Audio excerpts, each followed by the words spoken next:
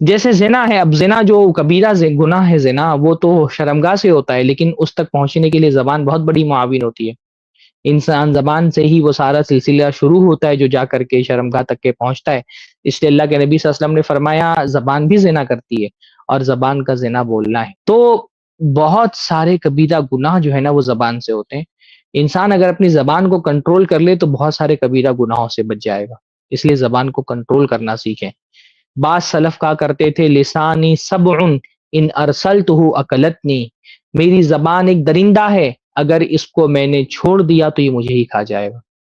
اس لیے زبان کے معاملے میں سلف بہت زیادہ تاکید کرتے تھے کہ اس کو خاموش رکھنا سیکھو۔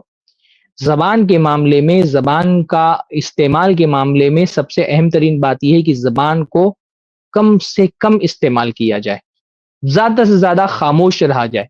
انسان جتنا زیادہ بولے گا اتنا اس بات کا امکان رہتا ہے کہ وہ کوئی غلط بات بول دے، اور جتنا خاموش رہے گا اتنا اس بات کا امکان ہوتا ہے کہ وہ کسی غلطی سے بچا رہے۔ اس لیے زبان کے معاملے میں استعمال میں احتیاط بہت ضروری ہے، اور اس احتیاط کا سب سے پہلا تقاضا یہ کہ انسان کم سے کم گفتگو کرے۔ رسول اللہ صلی اللہ علیہ وسلم کی جو سنتیں ہم نے اخلاق کے حوالے سے پچھلے اپنے درس میں بیان کی تھی، اس میں ایک بات میں نے کہی تھی کان طویل الصمتی۔ حضرت عائشہ فرماتی ہیں اور دوسرے بھی صحابہ اللہ کے رسول کے بارے میں بتاتے ہیں، اللہ کے نبی صلی اللہ علیہ وسلم طویل الصمت یعنی زیادہ خاموش رہنے والے تھے، قلیل الضحک، اور اللہ کے نبی صلی اللہ علیہ وسلم بہت کم ہنسنے والے تھے۔ تو اللہ کے نبی صلی اللہ علیہ وسلم طویل الصمت تھے، زیادہ نہیں بات کرتے تھے، اور اللہ کے نبی نے اپنے صحابہ کو بھی تاکید کی کہ انسان کو زیادہ نہیں بات کرنا چاہیے۔ اللہ کے نبی صلی اللہ علیہ وسلم نے فرمایا کہ اللہ کے نبی سرسارون المتشدقون المتفیحقون، تین الفاظ میں نے بتائے تھے آپ کو، اس میں سے ایک سرسار مطلب بڑبڑ کرنے والا۔ اللہ کے رسول صلی اللہ علیہ وسلم بڑبڑ کرنے والے کو، بلا وجہ گفتگو کرنے والے کو، فضول لایانی گفتگو کرنے والے کو رسول اللہ صلی اللہ علیہ وسلم نے پسند نہیں فرمایا۔ فرمایا قیامت کے دن مجھ سے سب سے زیادہ دور رہنے والے لوگ یہی ہیں، بڑبڑ کرنے والے، فضول باتیں کرنے والے، لایانی گفتگو کرنے والے۔ انسان جب بہت لمبی گفتگو کرتا ہے تو اس بات کا امکان بہت کم ہوتا ہے کہ وہ اچھی بات بولے۔ اسی لیے انسان کو خاموشی اختیار کرنی چاہیے۔